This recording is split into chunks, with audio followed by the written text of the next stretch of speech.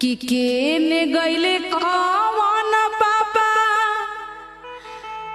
अरे चीना से अपन दामाद हो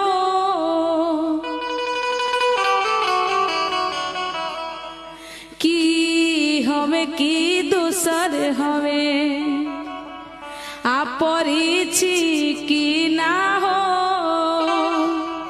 कैसे केने गईले कौन